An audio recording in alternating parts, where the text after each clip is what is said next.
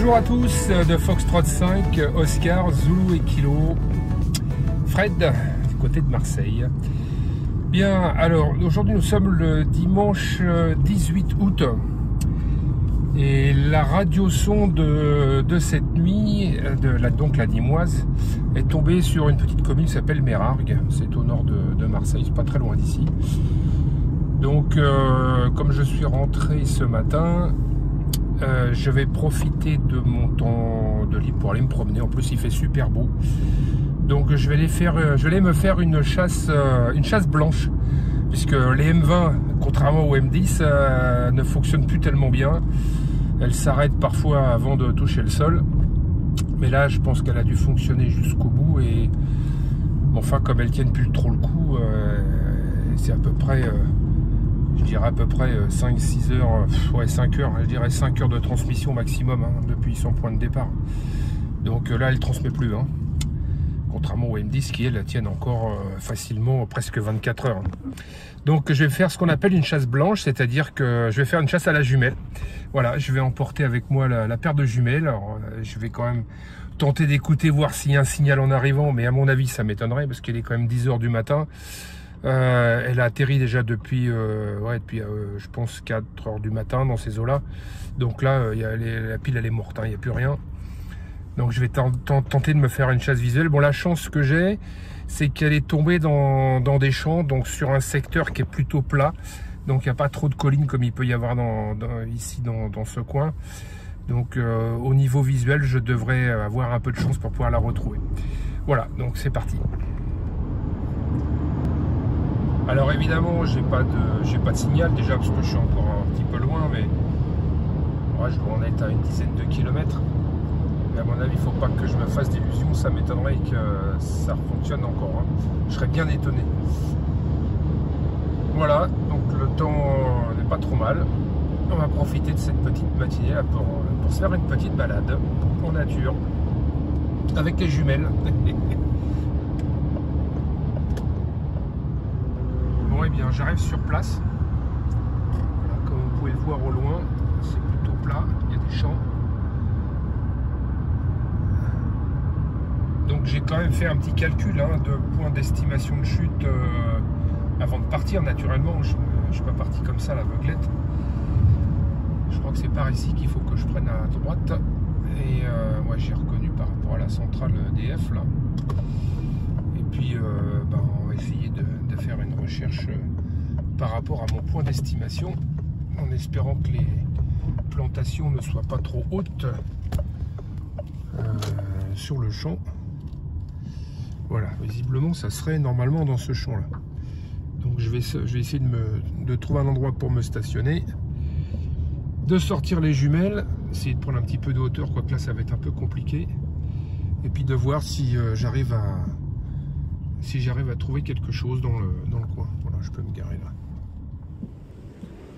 Bon, alors je me suis arrêté juste là et j'ai sorti un de mes outils de recherche, et puis on va essayer de sillonner un petit peu le secteur.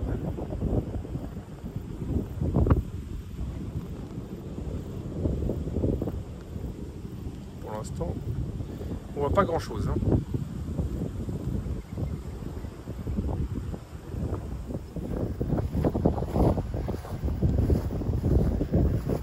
Alors c'est pas simple parce que c'est pas simple, ça paraît simple de se dire quand on voit sur une vue satellite, bon ça va, c'est que des champs c'est plat, mais il faut aussi comprendre que les plantations qui sont à côté, elles font à peu près 2 mètres de haut. Alors c'est comme nos amis du nord là qui chassent, quand ça tombe dans du maïs, pareil, où ça fait 2 mètres de haut, on peut rien voir. Il suffit que ça tombe entre deux branchages. S'il n'y a plus de transmission, ça va être compliqué pour retrouver ça. Voilà, donc j'avance un peu à l'aveuglette, on va dire ça comme ça. Et en face, c'est un champ de tournesol.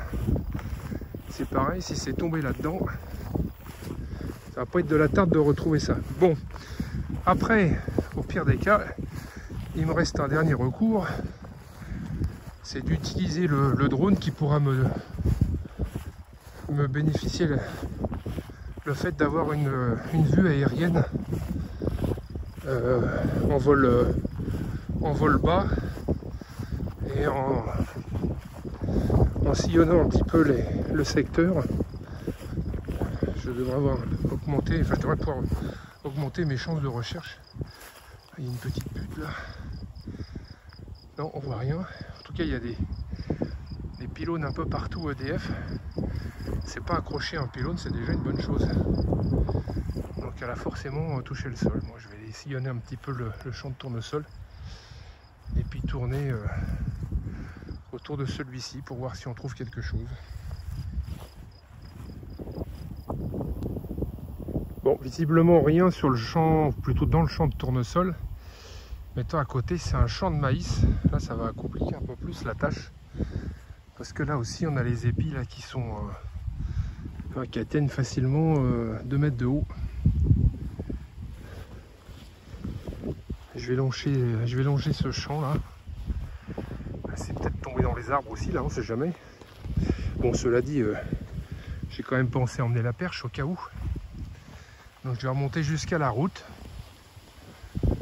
Et je pense que même s'il y a un petit peu de vent là, je pense que je vais faire décoller le drone. Ou peut-être aller voir aussi dans le champ d'en face, parce que mon point d'estimation n'est pas au mètre près non plus, hein, faut pas exagérer. Il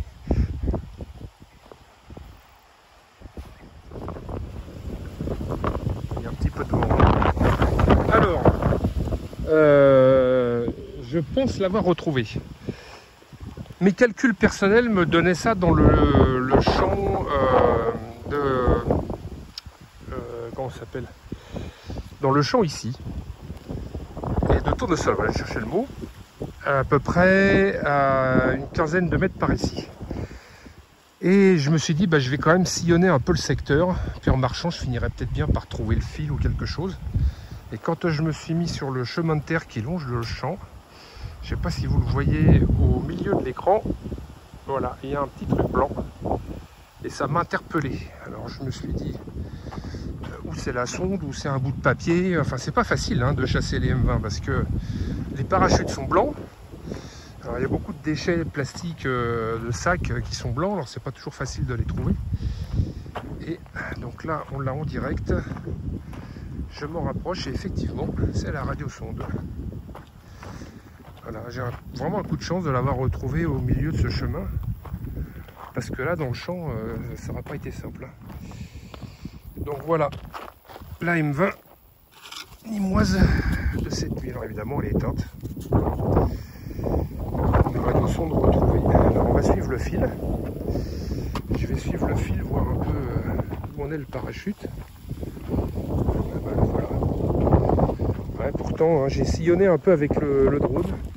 Mais je ne suis pas allé si loin. Tout à l'heure, j'étais posté, je ne sais pas si on voit un petit peu au fond de l'écran, là, une petite centrale électrique. J'étais garé là. Donc je n'en étais pas très loin. Mais pour voir le parachute entre deux brins de tournesol qui font 1,50 m de haut, alors j'avais ça ou les champs de maïs sur les alentours qui eux font 2 mètres de haut. Mais un coup de chance entre deux sillons. Voilà, donc M20 nimoise de cette nuit, chasse blanche, retrouvée au milieu des champs. Alors voilà, la RS nimoise de cette nuit, enfin retrouvée en chasse blanche. Alors je dis enfin parce que elle m'a donné du fil à retordre, hein. Évidemment, comme il n'y a plus de signal, comme vous pouvez l'imaginer, les RS M20 ne fonctionnent pas très bien. En tout cas pas suffisamment longtemps pour faire une recherche radio, donc bah, j'ai fait une chasse blanche, mais comme vous pouvez le voir derrière moi, vous voyez, c'est que des champs. Elle était là au milieu du champ de tournesol, enfin même dans l'allée, heureusement, dans cette allée là, ce qui était quand même plus visible. Et puis derrière, bah, c'est des champs, il y a aussi du tournesol, et de l'autre côté des champs de maïs qui font 2 mètres de haut. Donc j'ai vraiment eu beaucoup de chance d'avoir pu la mettre la main dessus. Et enfin voilà, ça m'a fait une belle petite balade bien sympathique. Et ça m'a permis surtout de dépolluer le terrain. Enfin, j'ai quand même fait voler le drone, hein, mais je n'étais pas allé si loin par rapport au point où je me trouvais. Donc j'ai refait un calcul d'estimation en venant dans la voiture tout à l'heure et je me suis dit ça peut se cadrer que sur ces 50 mètres de rayon. Donc par rapport au vent, par rapport à l'altitude au sol, enfin par rapport à tous ces critères-là, et non pas sur le point estimé de chute de sonde hub, je le précise parce que le point de chute estimé de sonde hub, quand vous avez une perte de signal, d'ailleurs ce qui était le cas autour de 5 ou 600 mètres d'altitude, forcément lui il calcule à peu près par rapport au vent, mais généralement c'est pas tout à fait ça. Donc après ça vous laisse un angle de rayon de recherche qui est quand même relativement vaste. Donc j'ai refait un petit calcul qui me réduisait à 50 mètres et effectivement j'étais dans les 50 mètres. Alors j'ai sillonné un peu les traverses là du champ de tournesol. Alors, heureusement il y a une traverse sur deux qui est découverte, comme vous pouvez le voir là, donc c'est plus facile pour traverser. Je suis allé jusqu'au bout, je suis revenu et sur le terrain, là j'ai vu ce petit truc blanc qui traînait par terre. Je voyais pas le parachute mais la radiosonde. Alors je supposais que c'était ça, et en montant au champ, vous avez pu le voir, c'était bien ça. Bien, alors en tout cas merci de m'avoir suivi sur cette petite chasse. Il y a longtemps que je n'ai pas fait de vidéo, mais bon, c'est la période de vacances, on n'a pas toujours le temps, et puis avec les M20 qui cessent d'émettre quand vous avez moins 60 degrés à 10 000 mètres d'altitude et que vous en avez plus 35 ou 40 au sol, je vous dis pas la marge, le delta de température que ça fait, les piles elles en prennent vraiment un coup. Voilà, donc on n'a pas cette chance-là d'avoir des batteries qui tiennent une vingtaine d'heures. Bon, en tout cas, merci encore une fois de m'avoir suivi. 73 à tous, puis je vous souhaite une bonne fin de week-end ou certainement de bonnes vacances pour certains d'entre vous. Et à très bientôt. Salut!